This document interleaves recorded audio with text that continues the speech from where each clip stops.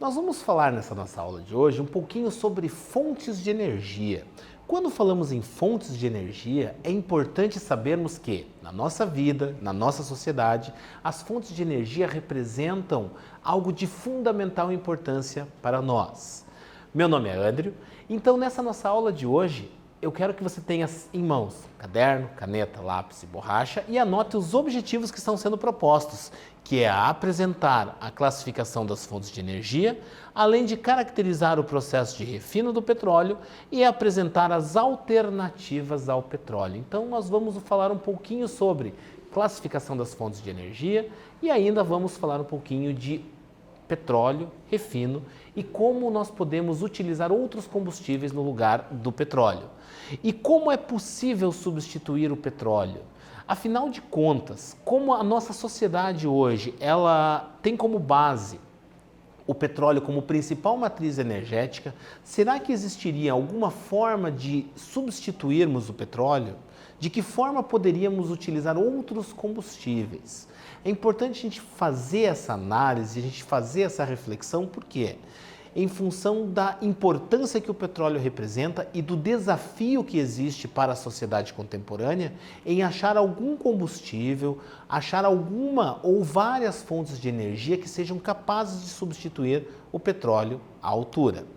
Quando falamos na classificação das fontes de energia, de acordo com o critério utilizado, nós vamos poder classificar as fontes de energia de várias maneiras. É importante que você perceba que quando estamos classificando, estamos agrupando fontes de energia a partir de um critério previamente estabelecido, que conforme você pode ver aqui, elas podem ser classificadas primeiramente em convencionais e alternativas, sendo que as fontes de energia convencionais são aquelas tradicionalmente utilizadas pela nossa sociedade, como por exemplo petróleo, carvão mineral, sendo alguns exemplos de tradicionais. Já quando falamos nas fontes de energia alternativas, podemos pensar na utilização da ação do sol, do vento, dos movimentos de variação das marés ou das ondas litorâneas para a obtenção de energia. Mas além desta forma de classificação, nós temos outras formas de classificação, como você pode ver aqui em primária e secundária. Quando falamos nessa forma de classificação das fontes de energia, nós vamos perceber que as fontes de energia primária são aquelas que podem ser obtidas da natureza e podem ser diretamente utilizadas para a produção de energia, como por exemplo o carvão mineral, que quando submetido ao processo de combustão, processo de queima, libera uma grande quantidade de calor que é utilizada em termoelétricas em várias partes do mundo, como por exemplo em vários países do continente europeu.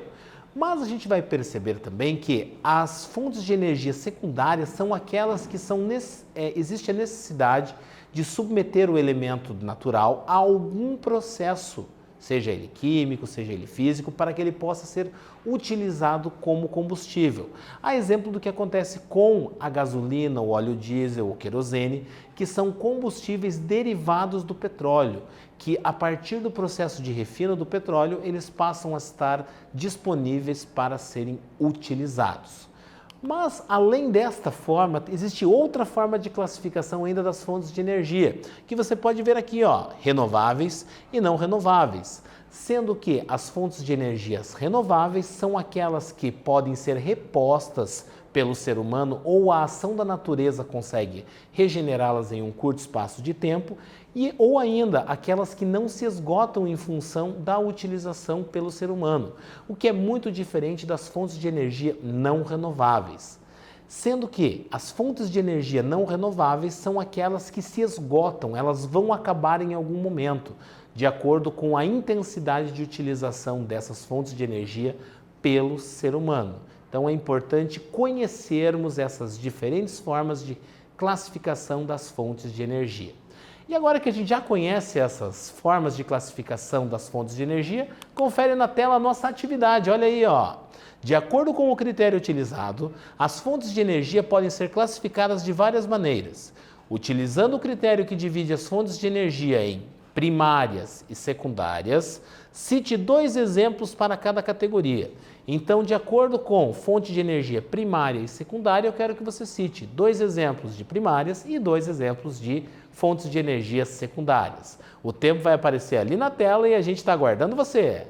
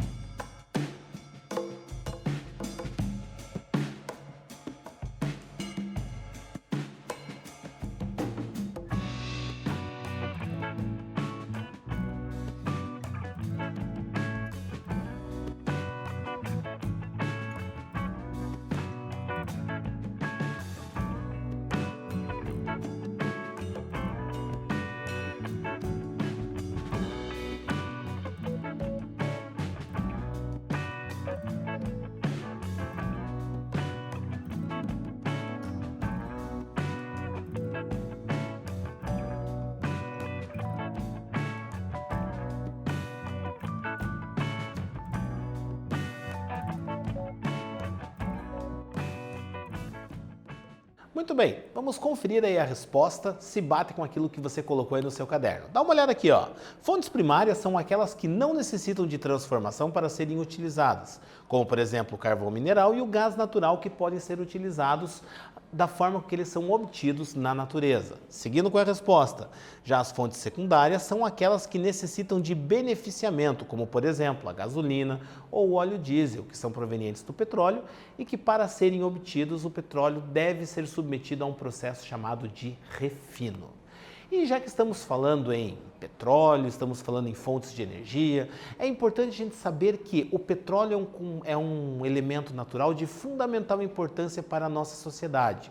E esse material, esse elemento natural, conforme você pode ver aqui na tela, ó, é um líquido negro, viscoso e cuja utilização é muito ampla. Ele serve como matéria-prima para uma infinidade de produtos, como plástico, borracha, uma grande quantidade de itens do nosso cotidiano.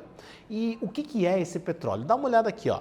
A formação do petróleo é caracterizado pelo acúmulo de material orgânico sob condições específicas de pressão e isolamento em camadas do subsolo de bacias sedimentares, sofrendo transformações por milhares de anos. A primeira coisa que a gente tem que saber que o petróleo demorou milhares de anos para se formar e é isso que faz com que ele seja uma fonte que venha a se esgotar, uma fonte não renovável. E esse petróleo, para que ele se forme, há necessidade de algumas condições geológicas específicas. Então, ao longo da história geológica do nosso planeta, alguns fenômenos foram sendo responsáveis por subsidiar a formação do petróleo. Um ambiente rico em umidade, material orgânico disponível em grande quantidade e o acúmulo de sedimentos, que foi fazendo com que esse material orgânico rico em umidade fosse sendo confinado em compartimentos no subsolo e fosse sendo submetido à pressão. E à medida com que a pressão ia aumentando, a temperatura também ia aumentando em função da aproximação dessa área com o magma do nosso planeta, isso foi fazendo com que esse material orgânico e a água viessem a se transformar. E é isso que essa imagem mostra aqui para você, ó. O aumento da pressão e da temperatura ao longo do tempo, o ambiente rico em umidade e material orgânico, o acúmulo de sedimentos que foi sendo depositado no fundo dessa área com umidade, com água, e aí foi acontecendo o quê? Foi se acumulando a água e o material orgânico, junto com esses sedimentos. E ao longo do tempo, mais material orgânico foi pressionando essa água que estava ali confinada, fazendo com que se formasse o quê? O petróleo, que hoje é o extraído, no caso do Brasil, em áreas oceânicas da plataforma continental. E quando falamos no petróleo, ele em forma bruta, ele não tem grandes propriedades como fonte de energia. Ele precisa ser submetido a um processo chamado refino. Quando estamos falando do refino, nós estamos falando numa forma de obter outros produtos do petróleo. Esse processo de refino, ele ocorre nas refinarias, que no Brasil nós temos várias refinarias e espalhadas aí pelo mundo também existem várias delas que fazem o beneficiamento do petróleo, pois é a partir deste refino é que nós vamos conseguir obter plástico, borracha, combustíveis, parafina e uma infinidade de outros produtos. E sabe como que acontece o refino? Vamos dar uma olhada aqui na tela. Se a gente observar com bastante atenção aqui, nós temos o armazenamento de petróleo, ou seja, onde o petróleo bruto está armazenado. E esse petróleo bruto, ele é bombeado para uma torre de fracionamento, que é essa estrutura que você pode visualizar aqui. Porém, quando ele é bombeado aqui, ele passa por uma fornalha, onde ele é aquecido a elevadas temperaturas. E o que vai acontecer com o petróleo? De acordo com a temperatura que ele atingir, ele vai começar a evaporar. À medida com que ele vai evaporando, ele vai subindo nessa torre de fracionamento. Porém, existe uma quantidade do petróleo que, por mais que chegue a temperaturas extremamente elevadas, superiores a 500 graus, ele vai continuar no estado líquido. Então, esse petróleo que, por mais que aquecido ele venha a ser, ele não vai evaporar, ele vai cair aqui no número 1, resíduos do petróleo, ou seja, parafina, asfalto, que é a matéria-prima utilizada para a produção da parafina, do asfalto e ainda de outros produtos ali que utilizam essa parte mais grossa do petróleo. O que vai acontecer? O petróleo ele vai evaporando e ele vai subindo ao longo dessa torre. Se, por exemplo, uma parcela do petróleo chegar nesse ponto aqui, onde está próximo ao número 4, e ele vir para o estado líquido, a composição dele vai dar origem ao querosene. Se ele não conseguir chegar aqui e chegar apenas aqui no número 2 e nesse ponto aqui da torre de fracionamento ele começar a voltar para o estado líquido, ele vai dar origem ao óleo lubrificante. E o que acontece? Existe uma porção do petróleo que, quando aquecido, vai evaporar e não vai mais retornar para o estado líquido. Ele vai continuar no estado gasoso, ou seja, vai chegar aqui no alto da torre de fracionamento, no número 6, dando origem ao gás, que nós chamamos de gás de cozinha, mas que, na verdade, a denominação é o gás liquefeito de petróleo. Por que gás liquefeito de petróleo? Porque nas condições naturais, nas condições de pressão atmosférica, ambiente, temperatura ambiente, esse gás ele fica no estado gasoso, ele não vai retornar para o estado líquido. Porém, quando acondicionado em cilindros, o que acontece? Quando esse gás submetido a elevada pressão, ele vai sair do estado gasoso e vai para o estado líquido. E é por isso que ele recebe a denominação de gás liquefeito de petróleo, em função do armazenamento dele ser realizado em cilindros, em grandes tonéis, grandes cilindros, que são feitos sob pressão. Então a torre de fracionamento ela é fundamental para que possamos utilizar o petróleo para as mais diversas finalidades. Além de que, após a saída do petróleo de todas essas partes da torre, ele pode ser submetido novamente a novos processos que vão resultar em uma quantidade maior aí desses produtos e ainda dos seus derivados. E agora, olha aqui, a gente vai ter a nossa segunda atividade que está relacionada a esse conteúdo, O processo de refino do petróleo é de fundamental importância para que este recurso possa ser utilizado para os mais diversos fins. Descreva com suas palavras como este processo funciona. Afinal de contas, como funciona o processo de refino do petróleo? É isso que você vai colocar no caderno. A gente está esperando você realizar essa atividade e a gente tem certeza que você vai fazer. Vai lá!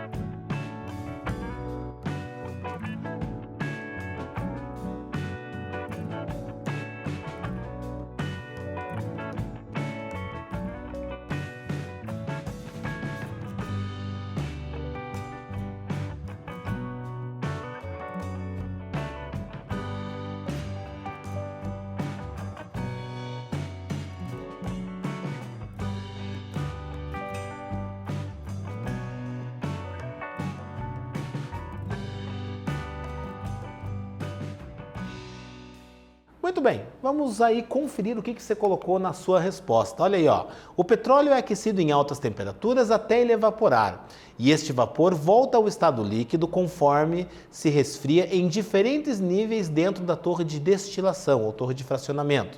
Em cada nível há um recipiente que coleta um determinado subproduto do petróleo e ao longo da refinaria ele é submetido a novas etapas de refino para que se aproveite ao máximo desse recurso. Ou seja, a torre de fracionamento ela vai fazer com que o petróleo seja aquecido e ele vai evaporando e vai retornando ao estado líquido em algum momento. E a partir daí que nós vamos ter a obtenção dos combustíveis e de outros produtos derivados do petróleo. E agora eu quero que você dê uma olhada aqui na tela, porque a gente vai falar um pouquinho do etanol, que é o Programa Nacional do Álcool, ou Proálcool, que foi criado em 14 de novembro de 1975 pelo Decreto 76.593, com o objetivo de estimular a produção de álcool combustível, hoje chamado de etanol, visando o atendimento das necessidades do mercado interno e externo e da política de combustíveis automotivos. Isso porque nesse momento da história mundial houve uma crise do petróleo e isso fez com que o petróleo não estivesse disponível em grande quantidade para abastecer as necessidades da sociedade. Então, como estratégia, surge a utilização do etanol, haja vista que o preço do açúcar havia caído e era uma forma de movimentar a economia canavieira e também garantir um novo combustível para abastecer e atender as demandas da sociedade brasileira. E é isso que a gente vê, ó. Então, a guerra do Yom Kippur, que elevou o preço do petróleo em 400%. Então, esse conflito lá no Oriente Médio que causou a crise do petróleo e fez com que vários países, a exemplo do Brasil, desenvolvessem novas tecnologias, como o caso do proálcool, da utilização do etanol. Mas além do etanol, nós temos também o biodiesel, que é uma outra alternativa que surge juntamente com o etanol. O etanol hoje é um combustível eficiente, é um combustível que libera uma quantidade muito pequena de gases poluentes na atmosfera, até mesmo porque o processo de queima do etanol libera na atmosfera vapor de água. Então nós temos ali um impacto ambiental muito pequeno. Mas também o biodiesel surge como uma alternativa ao óleo diesel tradicional. Pois o óleo diesel tradicional, que é proveniente do petróleo, ele emite uma carga de poluentes bastante elevadas. Quando falamos no biodiesel, a gente tem que saber que ele é uma mistura entre o etanol, o óleo diesel tradicional e o óleo vegetal já utilizado, onde esse óleo vegetal é submetido a alguns processos de purificação e é feita uma mistura dentro de uma proporção entre óleo diesel e esse óleo vegetal e esse combustível utilizado para movimentar os motores a óleo diesel de caminhões, máquinas e outros equipamentos que utilizem ali o óleo diesel. Trata-se de uma alternativa de reutilização dos óleos vegetais que normalmente são descartados e ainda a utilização de um combustível que emite uma carga menor de poluentes na atmosfera. E aí também os veículos elétricos, que são aqueles que utilizam a eletricidade para carregar baterias e esses motores elétricos vão entrar em funcionamento e vão promover o deslocamento desses veículos. Então, é um motor de funcionamento elétrico que não emite gases poluentes e também não emite ruídos, pois os motores elétricos têm essa característica muito diferente dos motores a combustão interna, que utilizam gasolina, etanol ou ainda o óleo diesel. São compostos por um ou vários motores elétricos, sistema de armazenamento de energia, sistemas eletroeletrônicos de gestão de sistemas. É um sistema que parece bastante complexo, mas se a gente pensar de forma bastante simplista, a gente vai ter um motor elétrico, baterias que vão armazenar a energia e ainda sistemas que vão gerenciar a energia contida nas baterias e a transmissão delas para o motor. E aí nós temos que destacar uma figura sensacional da história automobilística do nosso país, que chama-se João Conrado do Amaral Gurgel. Quando a gente fala nele, a gente tem que falar que ao longo da história vários modelos se destacaram, em especial o protótipo Itaipu de 1975, primeiro veículo elétrico da América Latina, produzido pela montadora de automóveis brasileira Gurgel. Então, se hoje falamos em veículos elétricos, carro elétrico, nós temos aí multinacionais falando em carros elétricos. Em 1975, um brasileiro, João Conrado do Amaral Gurgel, que tinha o sonho de construir automóveis brasileiros com tecnologia brasileira, em 1975 ele já tinha desenvolvido um protótipo da tecnologia de um veículo elétrico. E que, se ele houvesse recebido naquele momento os devidos incentivos, o devido apoio governamental e de outras empresas, com certeza hoje ele estaria aí ocupando lugar de destaque no cenário mundial, pois nós temos ele já em 1975 com um produto final que outras empresas e outros países demoraram 20 anos aí para apresentar. Então, vale aqui um destaque, uma homenagem aí ao João Conrado do Amaral Gurgel. E agora que a gente já falou sobre tudo isso, confere na tela aqui a nossa atividade. Ao longo da história surgiram várias alternativas ao petróleo, seja por crises no abastecimento ou pela busca de combustíveis menos poluentes. Descreva aí essas alternativas ao petróleo. Reloginho na tela, a gente aguardando você!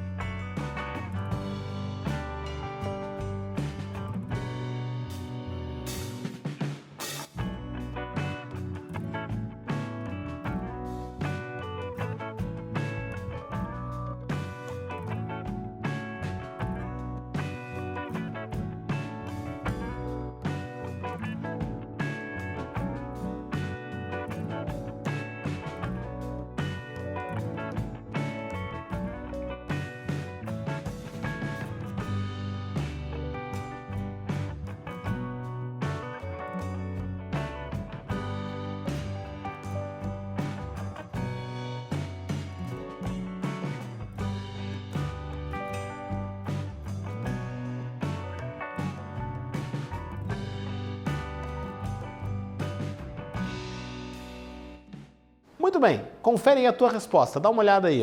A partir da crise do petróleo, surgiu o Programa Brasileiro do Etanol, ou seja, o Proálcool, que incentivou a produção do etanol combustível e desenvolveu a indústria automobilística uma nova tecnologia.